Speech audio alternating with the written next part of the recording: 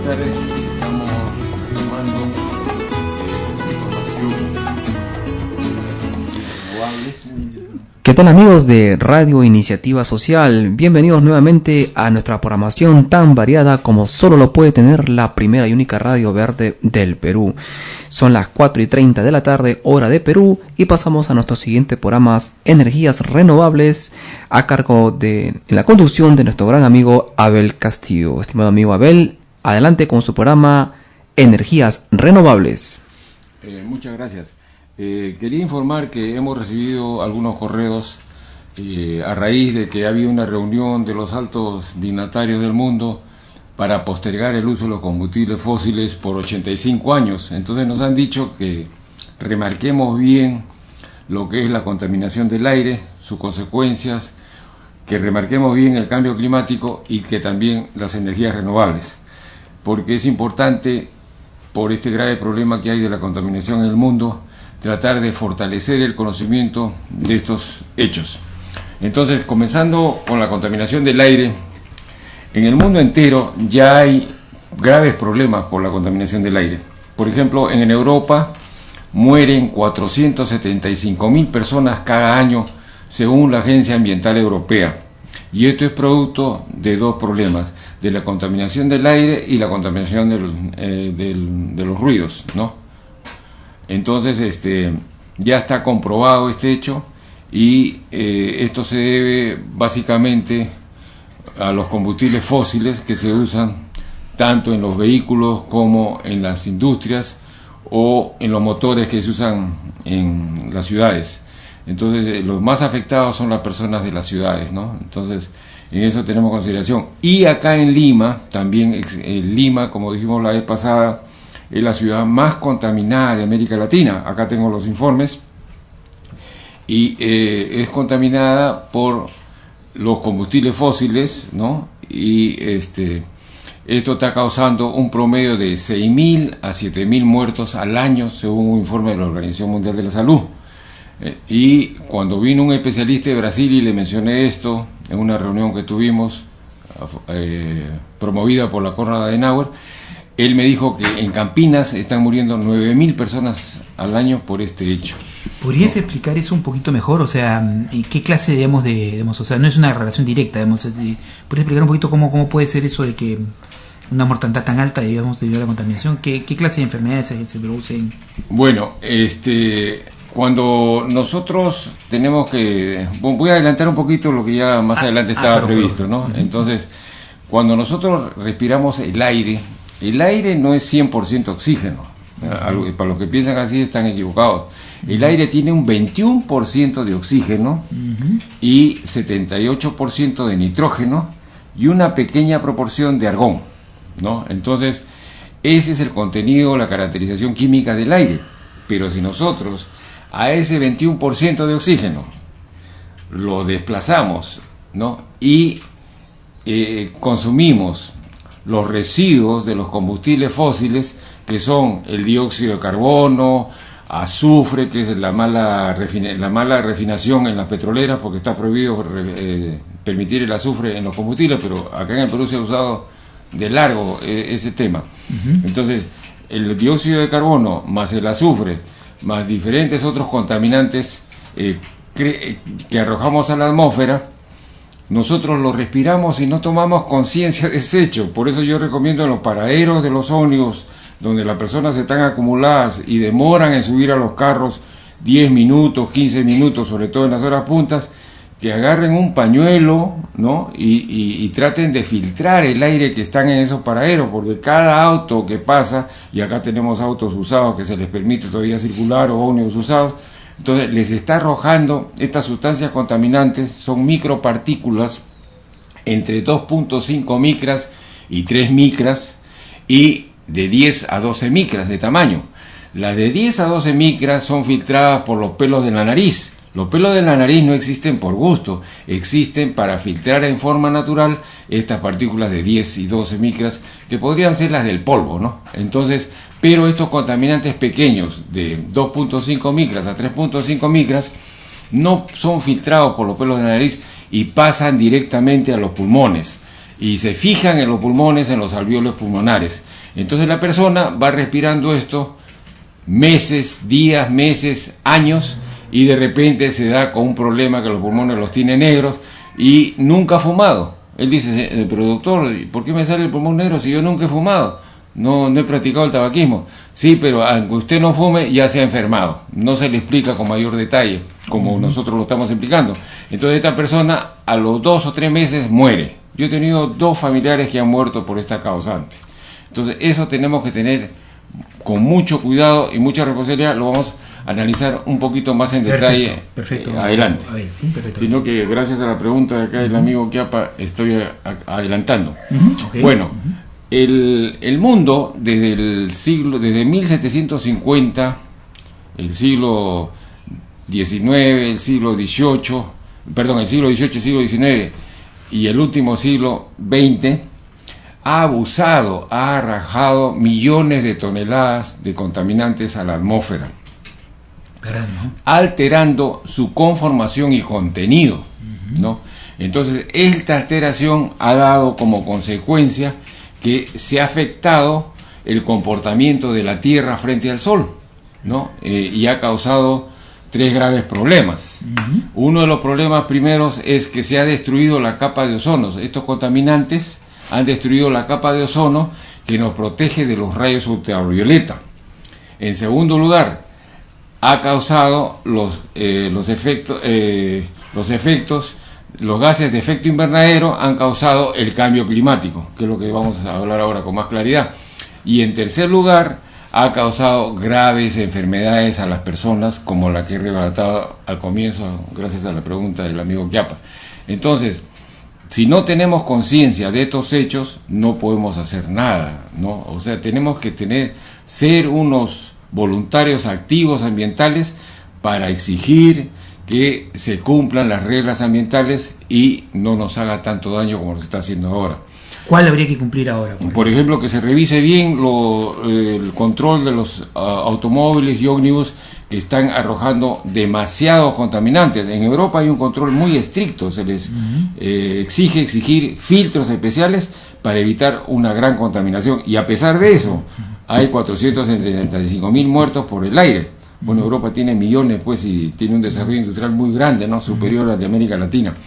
Pero de todas maneras, se podría comenzar con el control de los vehículos, que la revisión técnica sea más estricta, ¿no? Y también usemos los ferrocarriles. El Perú ha tenido 70 ferrocarriles. 70, yo iba, ¿no? 70 vías férreas, ¿no? Muchas mineras tenían sus propios ferrocarriles, Paramount tenía su propio ferrocarril. En el ferrocarril del Santa, que yo lamentablemente participé en la valoración, ¿no? Por una empresa que yo trabajé, participé en la valoración del ferrocarril del Santa, y para desmantelarlo, ¿no? Pero eso desapareció con el terremoto del 70, ¿no? Sí, se afectó un poco, pero no debieron de desaparecerlo, sino promoverlo y mantenerlo. Pero acá nosotros, con nuestros gobiernos que no han pensado en los ferrocarriles, han desaparecido los ferrocarriles. Yo me he ido de niño Lima-Lurín en un ferrocarril que me llevaba a la playa a las 8 de la mañana y me regresaba a las 5 de la tarde. Lima-Lurín, sí. Ha habido un ferrocarril también, Lima-Ancón. Eso sí. Lima-Ancón, que también lo desaparecieron.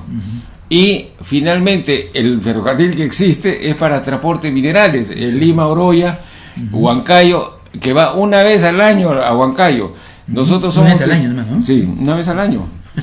O una vez al mes, pero es una cosa, ya no da cólera, da risa ya. Entonces, ese ferrocarril de Lima a Huancayo, uno viajaba cómodamente en 6 o 7 horas, sin el riesgo de irse al abismo, y como pasan ahora, todos los días leemos en los periódicos que el ómnibus que transportaba por la carretera de Huaura, la minivan, o el ómnibus fulano de tal, se han ido al abismo, han muerto 20, 25 personas, 10, 15 heridos. Eso es noticia todos los días, y este es el único país en el mundo donde ocurren esta gravedad de accidentes.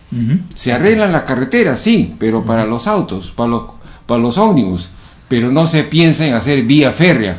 Hay financiación para hacer vía férrea. Ha habido un proyecto para hacer un metro en Lima, como lo dijimos en una anterior reunión, y no se tomó la decisión en la época del alcalde, un alcalde famoso de un partido político, y después en el año 1976 o 78 vinieron los franceses 6 meses a hacer un metro, diseñaron todo el subterráneo que está frente al Palacio de Justicia y se cansaron de hacer los trámites de la decisión del gobierno.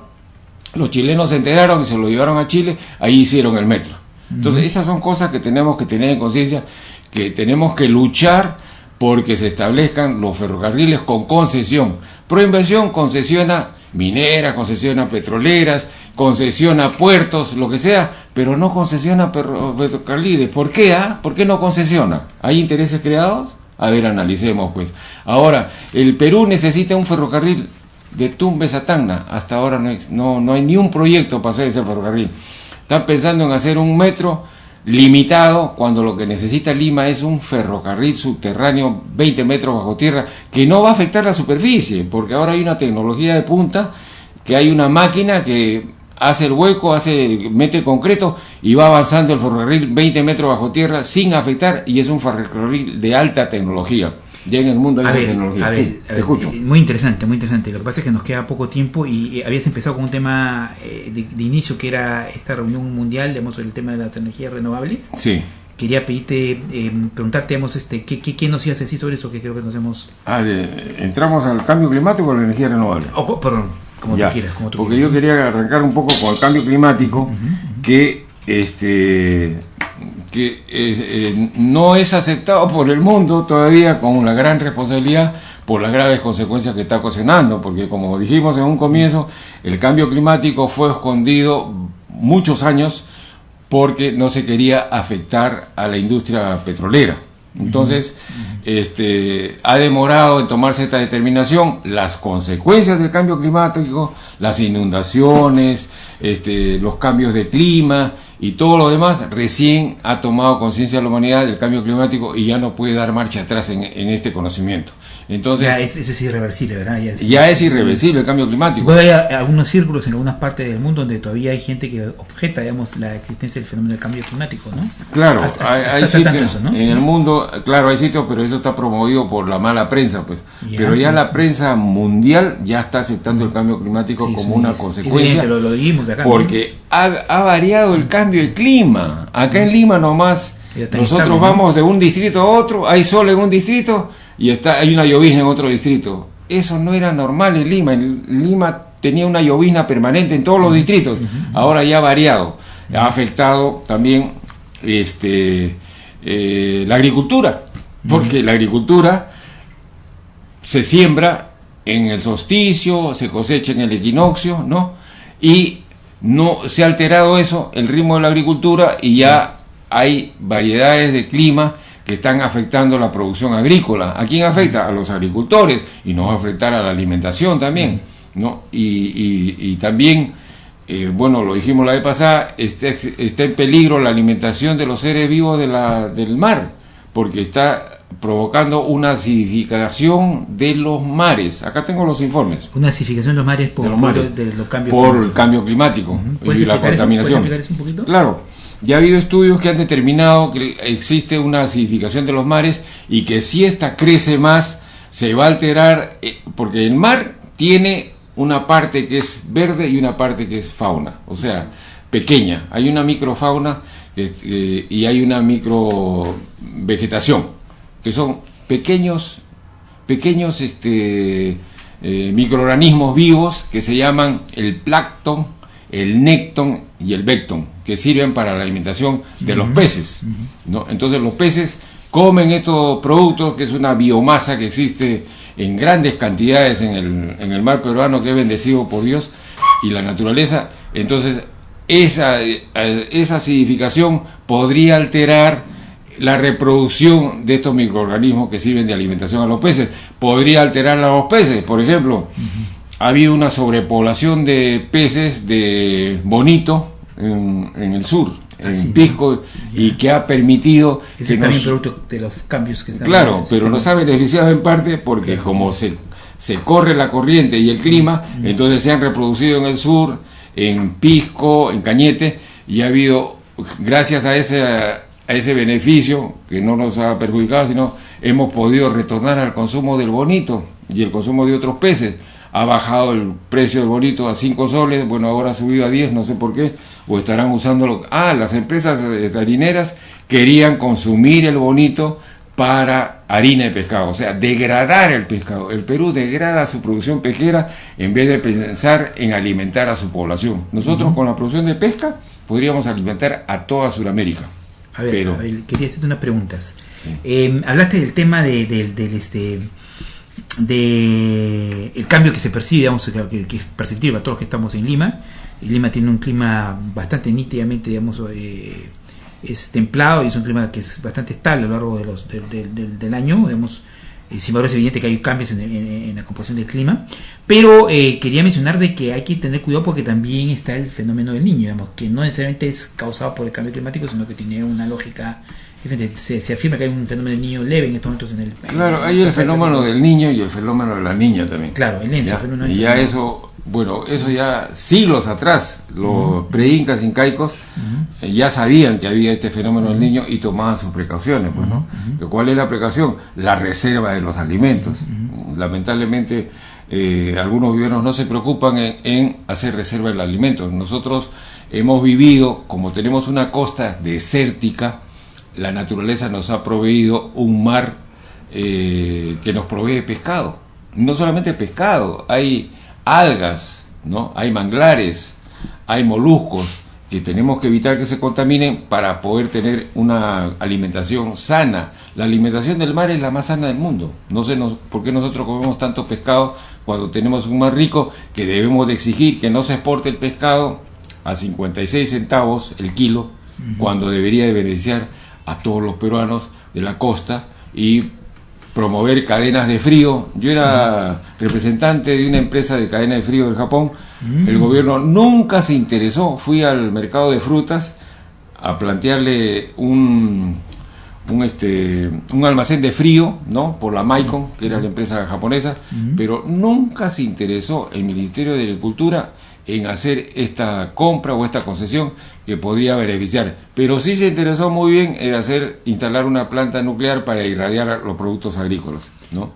Una pregunta te quería hacer, a ver, con respecto al tema de la acidificación que mencionaste. Yo tenía un ejemplo que quería traerte a discusión.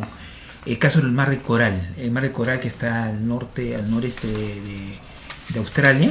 Sí. Esta zona está, producto de la acidificación, está viendo la mortandad de buena parte de su flora marina. Perfecto, ¿sí? A la espalda está la explicación. Ok, perfecto. Perfecto, ¿sí? La fuente. Okay. Bueno, sí, está afectando todos los mares del mundo, y los más afectados son las algas y los corales y los manglares. Los primeros, entonces, los manglares también acá en el Perú. Acá en el Perú, por ejemplo, hay evidencia de que los manglares están... Se ha hecho un estudio en la Universidad Agraria, ha hecho un egresado de la Universidad Agraria, una tesis demostrando que antes la producción de algas había una reproducción a los 2 meses, ahora está demorando 5 meses, ¿no? Y así se está alterando este trastorno reproductivo, que es importante tratar de evitarlo. O sea, nosotros estamos viendo las consecuencias, ya estamos sufriendo las consecuencias. Entonces, creo que es una evidencia, ¿no? Completa. Entonces, y existe una tesis y hay una chica egresada de abogacía también, que va a hacer un estudio legal de esta problemática que he mencionado, ¿no? Del estudio de que por qué las algas están siendo afectadas, va a darle un cauce legal y va a hacer un estudio y lo va a presentar como tesis. Entonces ella se llama Amelia Marrou. Bueno, ¿alguna otra pregunta? No, un poco te da eso como un ejemplo, lo del mar coral, que vemos con respecto a la acidificación del mar, que me parece un tema preocupante. También otro de los problemas graves que vamos a mencionar es la desaparición de los glaciares. El Perú tiene el 71% de glaciares del mundo y nosotros no tomamos conciencia que están desapareciendo y van a desaparecer. Por eso en esta reunión mundial que va a haber en Europa para prolongar 85 años el uso de combustibles fósiles, es algo muy preocupante. Todos los pobladores del mundo tenemos que ponernos las pilas para protestar y evitar que esto suceda, porque tiene que haber una transformación energética mundial, porque ya están habiendo graves consecuencias con los glaciares. al disolverse los glaciares, ¿no? Los glaciares captaban la nieve producto de la evaporación del agua. También eso lo iba a explicar adelante, pero ya como estamos hablando de los problemas, el agua del mar es calentado por el sol, entonces se crea una evaporación, y esta evaporación mediante nubes es llevada a las montañas, a las altas montañas. Ahí chocan con las altas montañas y crean lluvia o nevado de acuerdo a la temperatura. Entonces eso era algo normal. Estabas hablando, porque se nos está por acá el tiempo ya, Abel, pero estás hablando sobre el cambio climático y su relación con las energías renovables. No llegaste a terminar el punto. Ya. Te quería preguntar bueno, eso, ¿sí? el cambio climático y su relación con las energías renovables es que tiene que haber una transformación energética mundial. De la matriz energética, ¿verdad? Sí, de la matriz energética. Tenemos que dejar los combustibles fósiles y los automóviles fósiles. No tengamos ese orgullo de cuando tenemos un automóvil de sentirnos felices. Estamos envenenando la atmósfera, envenenando el aire. Entonces debemos exigir, repito y repetiré una y mil veces, el ferrocarril solucionaría mucho la contaminación de Lima y de todo el Perú, porque el ferrocarril transporta 400 vagones. 400 vagones pueden llevar miles de personas, no como ahora que hay un ferrocarril que lleva creo 1000 personas y colapsa, llega a Bayóvar en San Juan del Lurigancho y al regresar no puede parar en ningún paradero a recoger pasajeros porque ya está colapsado. Entonces el error de nuestros gobernantes o alcaldes ha sido no promover un ferrocarril subterráneo que cubra las necesidades de los 9 millones de habitantes de Lima. El metropolitano solo cubre el 8% del transporte. Por eso es que cada vez que subo al metropolitano tengo que trompearme para entrar. Y todo el mundo tiene que trompearse, empujar y todo, porque la misma población se da cuenta que hay la necesidad de viajar.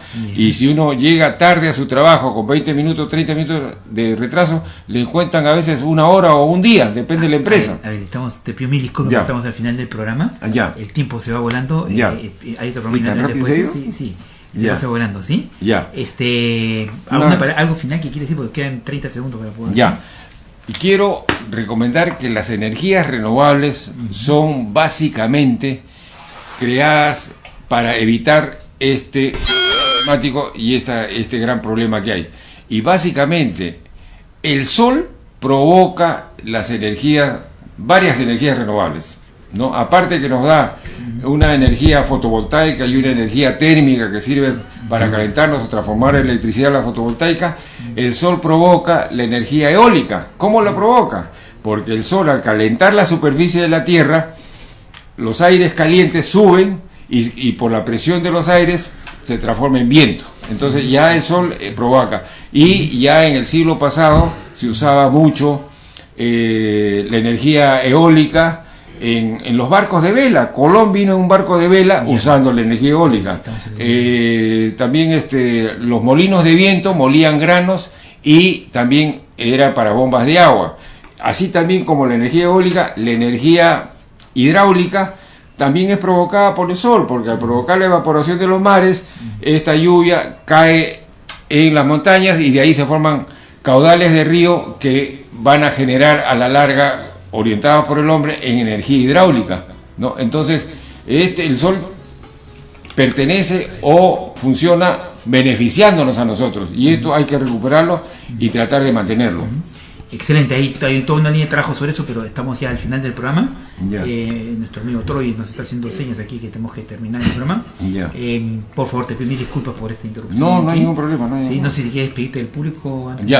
Bueno, nos despedimos y esperamos que todo lo que hemos manifestado cale hondo en el corazón de ustedes, porque tenemos que comprobar que esta energía que nosotros, mediante el aire, el agua y los alimentos que deben de ser puros y limpios, se transforma en nosotros en pensamientos, sentimientos y actividad física. Entonces tomamos conciencia que estamos directamente relacionados a el agua, el aire y los alimentos, que tienen que ser limpios y no contaminados. Ahí lo dejo.